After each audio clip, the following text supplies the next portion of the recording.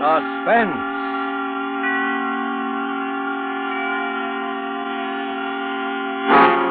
Produced, edited, and directed by William Spear. Suspense, radio's outstanding theater of thrills, presents the last of a special series of Friday night performances at this hour.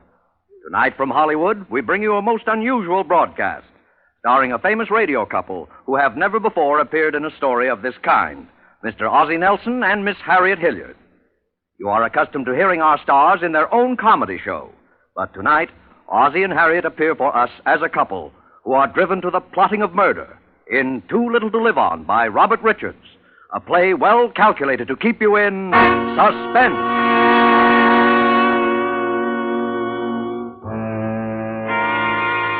I'll tell you, it doesn't matter now. How do you think anything could matter anymore to me now? You should have let me die. That was the best way. That's all that matters to me now is that I want to die. That's all I care about. Being dead.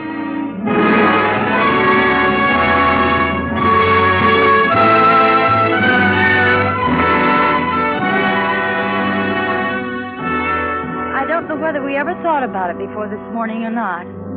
It might have crossed our minds sometime, one or the other of us, I don't know. But we never talked about it, never. Never before this morning. And then this morning, everything just seemed to come to a head. Every little thing that had happened all those months and years just seemed to pile up at once. It just seemed as though this morning was the last straw.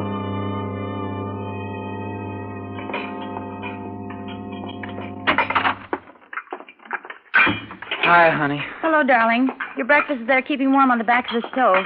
I'd get it for you, but I'm already late with his. That's all right. You better hurry, though. No, I'm not going to the office today. You're not? He wants me to stick around. His lawyer's coming over sometime today. His lawyer? Yeah, don't you remember? I guess I forgot. Yeah, his lawyer's coming over, so I have to stick around the house all day. Couldn't you go over to the office and come back? No, that's not the way he wants it. He says the lawyer's coming, but he doesn't know when. At least that's his story. Well, maybe he really doesn't know. Oh, he knows all right. Not that it matters much. I don't have any appointments today anyway. People around here wouldn't have their teeth fixed if you paid them to. Well, they can't help it if they're poor, Dave. I didn't say they could. I just said they can't afford to go to the dentist. I'm the dentist they can't afford to go to. I know. Oh, darling, if we could only move to another neighborhood, then at least you could start building a decent practice. Sure, how? With what? I know. With Uncle Ed's money when we get it. At least that's what we've been telling ourselves for the last 3 years. Well, couldn't we talk to him? Couldn't we make him see He likes to see us have it tough. Likes to have us dependent on that money. That's all he lives for, and he'll probably live to be 100. We've just got to be patient, Dave. Oh, there he is. He's up. I've got to hurry. I think at least he'd spend enough dough to have some decent tires put on that wheelchair of his so it wouldn't bump around over our heads like a 10-ton truck day and night. Well, I suppose we ought to be thankful he doesn't spend his money. In a way. Have you seen him this morning? Uh-huh. How's he feeling? About the same, I guess. He made me bring his lemon juice and water down and heat it up again. Said it wasn't hot enough. Willie almost bit me again. Yeah, that mutt. Well, the dog's getting old. I suppose he can't help it. Any more than Uncle Ed. They could both help it. He wants it that way. He gets a kick out of it. Now it's got so we even have to kowtow to a snarling little mutt. He sits there and laughs. We've just got to be patient, Dave. One thing, when we get that $30,000, we sure will have earned it. Dave. Yeah? What about the lawyer? What about it? I mean, what do you suppose it means? What should it mean? He's always getting that guy over here every 3 or 4 months and going into some kind of a huddle. But why should he want you here?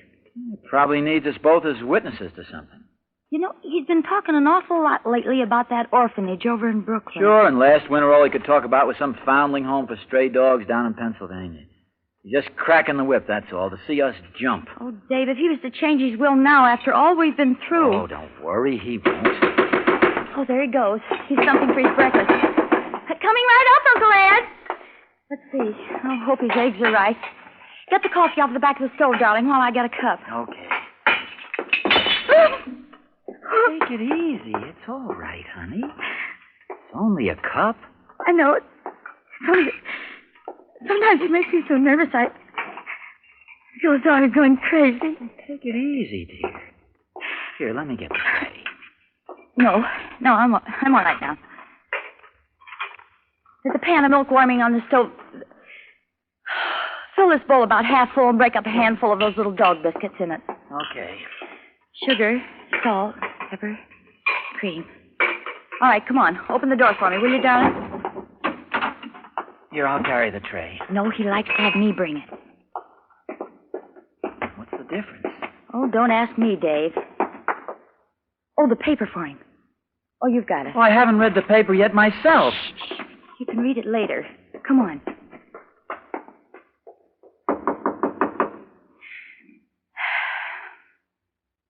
Here's your breakfast, Uncle Ed. All right.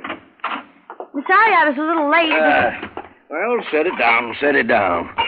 I heard what you said about the paper, David. If it's getting so you even begrudge a little thing like that to a helpless invalid. No, I don't begrudge it, Uncle Ed.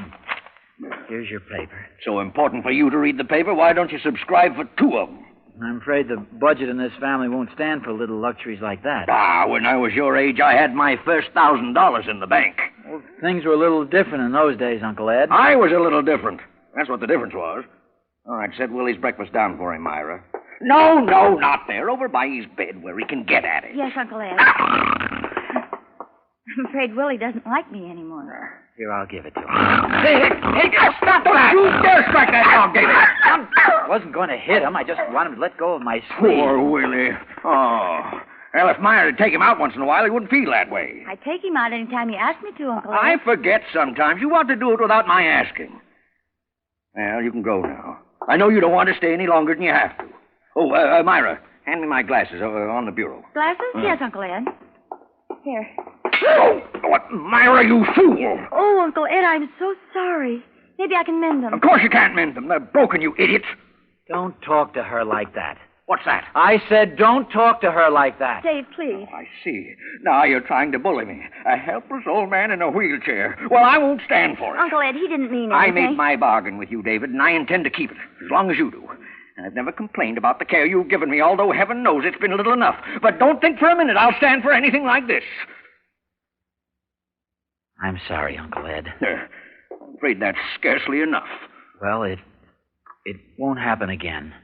Look, I'll get the glasses fixed. I know a guy that can do it right away. Probably take a week, and in the meantime, I'll be as blind as a bat. And don't expect me to pay for it. No, don't worry. I'll pay for it. You'll have them back tonight. Oh, this reminds me, David. Be sure that you're here when my lawyer comes today. I'll be here. That's why I stayed home from the office. Well, that's all for now. Oh, and I suppose neither of you's taken the trouble lately to find out which of my prescriptions need refilling. Oh, yeah, I was thinking of that yesterday. Oh, were you? Well, let's do it now. Bismuth's entirely gone. Look, entirely gone. You better get another bottle of iron tonic. Let's see, the drops. Yeah, that's all right for now. And the thiocyanate. You better get that refilled, too, while you're at it. Take the bottle of the bismuth, too. I'll go right away, Uncle Ed. Yes, you do, and you come right back. You know that I must have my bismuth not later than 20 minutes after each meal. Yes, I know. Come on, Myra.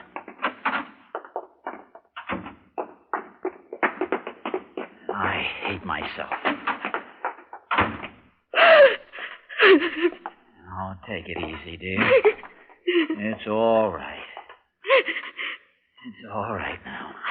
Oh, Dave, I've tried, but I can't go on like this. Oh, take it easy, honey. It won't be much longer. Oh, we've been saying that for 3 years. We're like prisoners. We can't go out of the house together because somebody has to be with him. We can't have friends in because they disturb him. Oh, Dave, we can't even have a baby. I could kill him. Sometimes I could kill him.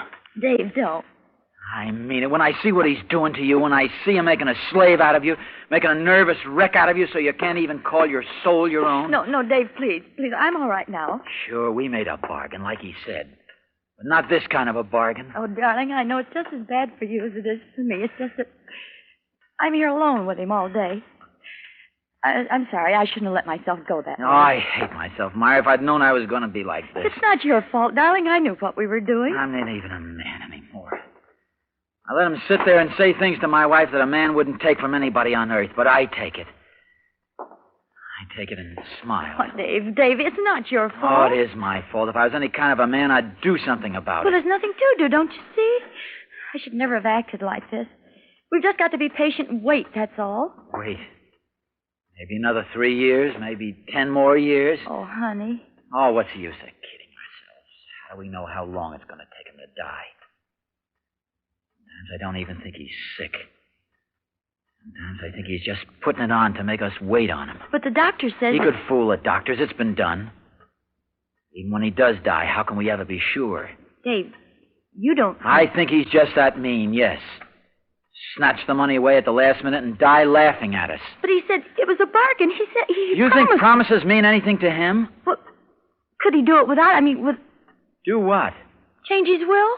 Well, sure he could do it any time he wanted to. Without even telling us? Nothing that says he has to tell us anything. Oh, Dave, the lawyer. Yeah, I know. Today. Why does he have to come today of all days? After I broke his glasses and you hollered at him? Yeah, I know. Could he do it just like that today? Sure. You do it today, you could do it any time. We'd never know until he told us. Oh, he wouldn't. He couldn't. Why not? He might just as well do it anyway. He'll hold it over us in the last minute like he did just now, till we probably die of heart failure before he does. But you said just a few minutes ago... I know. I've been kidding myself for 3 years, but not anymore. Well, Dave, what are we going to do? What can we do? I don't know, Myra. I don't know yet. If only something could happen. Like what? Nothing's going to happen, Myra. Unless we make it happen. Dave, we couldn't. Well, we can't go on like this either. We could tell him to And go. throw away 3 years of our lives? The 3 years we've rotted in this dump? We've earned that money. $10,000 a year isn't half enough for what we've gone through. Dave, I don't care about Well, the money. I do. Anybody but him, I'd feel different. I don't have any more feeling about him than I do that dog up there. Dave, you don't really mean... I don't know what I mean. Listen, I've got to go over to the drugstore and get his medicine. All right. Hurry back. I'll only be a minute. It's just across the street. Dave, Yeah? what about the lawyer? What about him? What if he should come now? Yeah, well, keep an eye out for him. But what if he comes? I don't know. I've got to think. Stall him off. Tell him something. What should I tell him? Tell him the old man's sick. He can't see him. Sick? Yeah, sick. All right, Dave. Oh, Dave, have you got his glasses? Yeah, I'll give him to Mr. Herman at the drugstore. He knows an oculist right here in the neighborhood. He wouldn't mind sending them over. All right, hurry.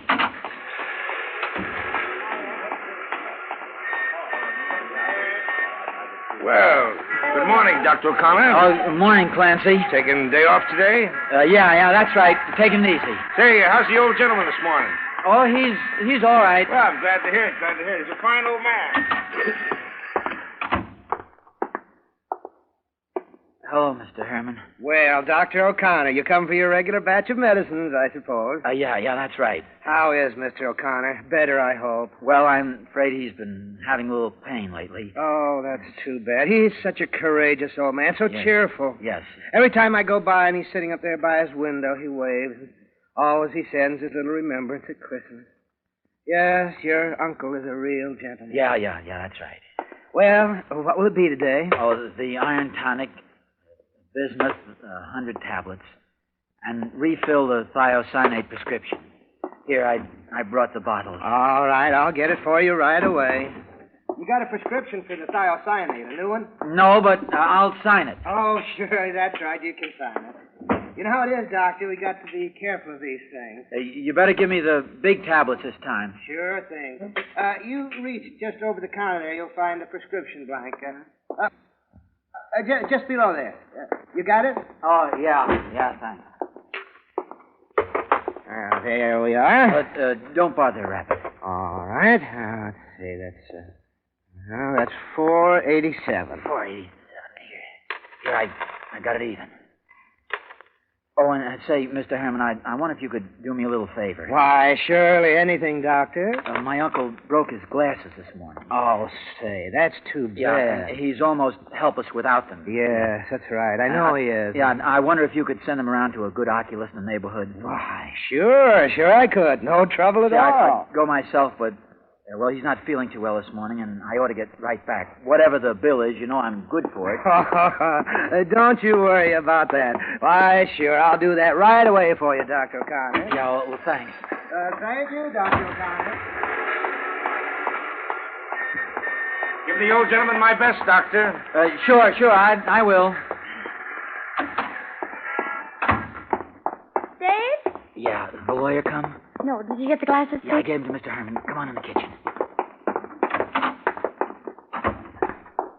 I got the medicine, Myra. Oh. Myra, do you know what these things are that he's been taking? No, not exactly. Well, this is bismuth. Stuff he takes after each meal. 3 or 4 of them. The stuff he's due to take right now. Dave. No, wait a minute. These are thiocyanate. He only takes these once in a while for his heart. Just one of them. Less that one because I got bigger tablets this time. Dave, what are you trying to say? I'm trying to say, if he took 3 or 4 of these, instead of his bismuth, by mistake, it would kill him. Dave, no. By mistake, I said. It couldn't be. Yes, it could. Look at the tablets. Can you tell them apart? Hardly. If they were in the wrong bottle. Afterwards, they know if they're in the wrong bottle. They'd know that somebody must... No, he'd think it was all right from the shape. But afterwards, we'd put them back in the right bottle. Well, then they'd know it couldn't be a mistake. They'd know he could read right on the bottle from the label. No, they wouldn't. They'd know he couldn't read the label. They'd know he couldn't read anything. His glasses. That's right, his glasses. And the oculist would have to swear to it. Dave, are you sure... Are you sure he can't see? He's blind as a bat without him. That much I know is real. Oh, Dave. Don't you see? It's the only way, Myra. It's a chance of a lifetime. No tampering with anything. No changing labels so they could analyze glue if they got suspicious. None of that. I know, but... And don't forget his lawyer's coming today. Well, couldn't we just tell him to go? What about the money? Oh, Dave, I can't think. The front door. That must be the lawyer now. Yeah, it is. I can see him standing outside. What shall we do? Get rid of him. Well, hurry before he rings again. He might hear us. What'll I tell him? Well, what you told me to tell him, that he's had a bad turn. We're calling the doctor. And then if he asks any questions any time, we could say it was... Yeah, all right. Good morning, Mr. Eldridge. Well, how do you do, Dr. O'Connor? I'm sorry you had to come way out here, but my uncle has had sort of a bad turn. Oh, I'm so sorry. Nothing serious. No, I we're hope. calling the doctor. I don't think it's anything serious, Mr. Eldridge. I don't see how it could be. Why, no. But he was wondering if you could come back some other day. Oh, I see. Well, it's just a matter of his signature on a document. Yeah, well, I'm really afraid he isn't up to it, Mr. Eldridge. I see. Well, perhaps I could phone him later in the day. I could phone him. There'd be no objection to that, would there? No. But if there's any message, I could give it to him later. Yes, well, you might say that I've made the changes that he requested. He'll know what I mean. All right, I'll do that, and thank you, Mr. Eldridge. Thank you, Doctor, and good day, sir. Goodbye. Has he gone? Yeah. Did he... No, it was all right. What is it, Dave? Did he say anything? Oh, he said that he'd made the changes, whatever they were, and that he'd understand. He said that all he wanted was his signature on some document. His will? He didn't say that. Oh. Now or never, Myra. Oh, Dave, let me just think. Just for a minute. Come on, what about it? Yes. All right. All right. Well, here are the 2 bottles. Come on now. Oh, Dave, no. You've got to come. Why? Because you have. All right. You don't have to say anything. All right.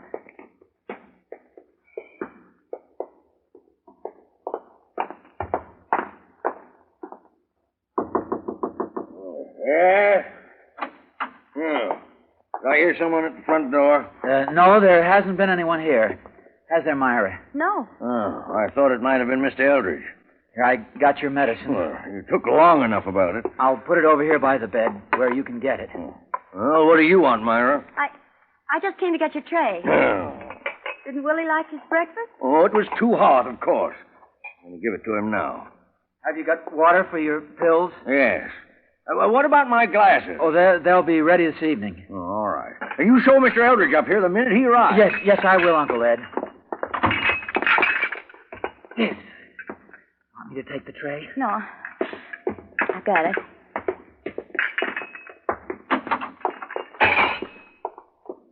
Oh, Dave, how could we? What's the use of that? It's done now. Horrible. Don't you realize that that it's... Murder? All right, it is, and I'm glad. Dave, don't say that. What's the difference what you call it? It was the only thing to do. It's even better for him this way. David, I'm afraid. There's nothing to be afraid of. Listen. Yeah. He's wheeled himself over to take his pills. Dave, will it take long? At his age, and if his heart is anything like what the doctor says it is, no. Is it... Painful? No. Like a heart attack, that's all. What was that? He must have fallen. Then he... Yeah. A minute anyway. We ought to go up. No, wait a minute. But the bottles... There's plenty of time. Shouldn't you wear gloves or something? No, I thought it'd look funnier if there weren't any fingerprints. David, we ought to go up, even if... I mean, it would look better. All right. We'll have to call the doctor. We'll have to anyway, either way. I suppose. Don't worry, it won't be like that. The wheelchair's empty. He's not here. Quick, look in the closet. No. Under the bed. Dave. Look, Willie. He's dead. The dog is dead, Myra. But how? There's a note on the chair. Oh. What? Dave, what is it? It's from him. It says, "My dear, dear niece and nephew, the thing has at last occurred which I have always known would someday inevitably occur. Poor little Willie has given his life to save mine. Oh. It may interest you to know that from my window I saw Mr. Eldridge leaving the house. I also suspect that the incident of breaking my glasses was not quite an accident. And so, my dear children, I have gone to the police. And the little bottles with their transposed contents are in my pocket as final and conclusive evidence of your murderous intent. Fortunately, I have never been quite as helpless as I allowed you to believe, and have in fact conserved my strength for precisely such an emergency, a circumstance to which it now appears I owe my life. For your further information, Mr. Eldridge was not coming to change my will. Dave? Now my would-be heirs and assigns, a fond farewell. I will see you in court. Your loving Uncle Ed. P.S. Did you hear my body fall? I thought you would like that. I did. How could he have gotten out? Oh, down the front stairs while we were... You said he couldn't read the label. He didn't. Tried it on the dog. What can he do? Attempted murder. 20 years to life. But would they believe... They'd believe what everybody else believes. A fine old gentleman. Why? There it is. David, Yes. are there any more? What? The pills? Myra. There isn't anything else to do, is there, David? No. I guess not. Are there more? Enough? Yes. Of the little ones in my pocket. These? Yeah. How many? Oh, half a dozen. You said it didn't hurt. No. Not much. Oh, David, I did so want to have children. Front door. Look out the window. See who it is. Dave, I'm afraid. What's there to be afraid of now? Couldn't we go away somewhere, some other country? With what? It's probably the police now. David, here. You'd better go down and tell them something, anything, just so they'll leave us alone. Give us some time. Yes, all right. Myra, Yes. goodbye, darling. No, wait. Go on. Goodbye.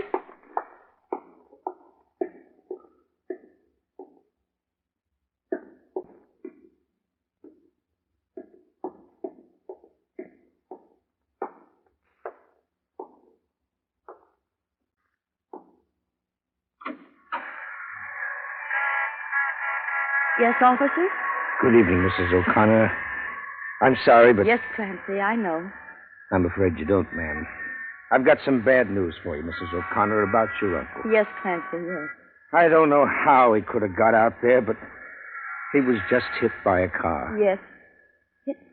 Yes, ma'am. He's dead. Dead. Yes, sir. Dead. David! David!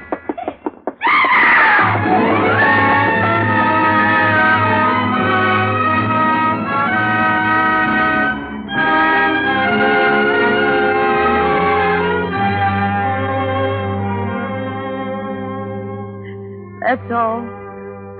I tried, but they stopped me. David had died before I got there. That's all. I just wanted to have children. I wish I was dead.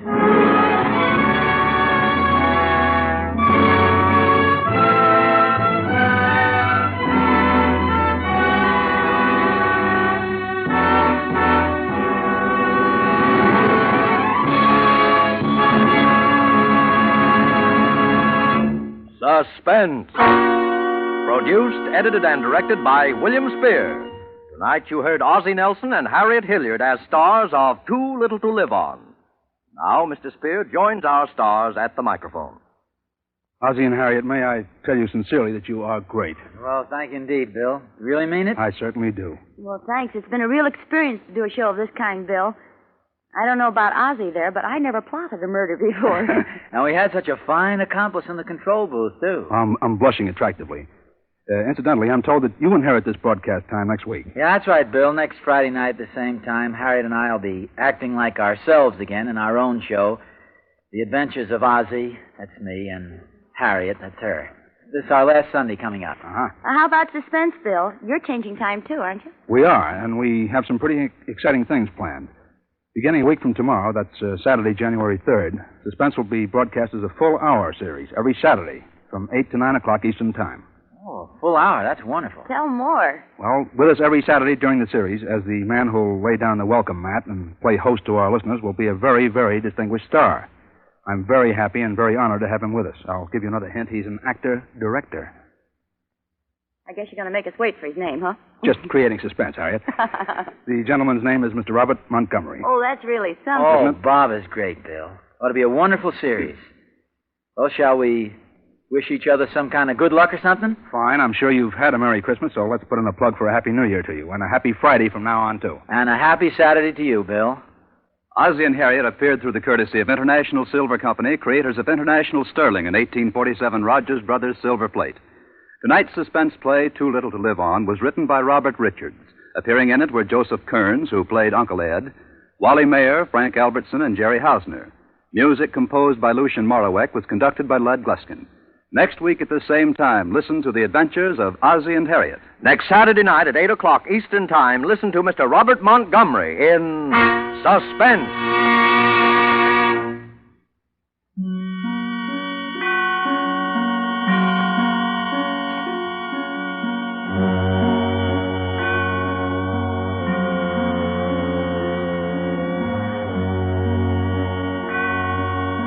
This is CBS, the Columbia Broadcasting System.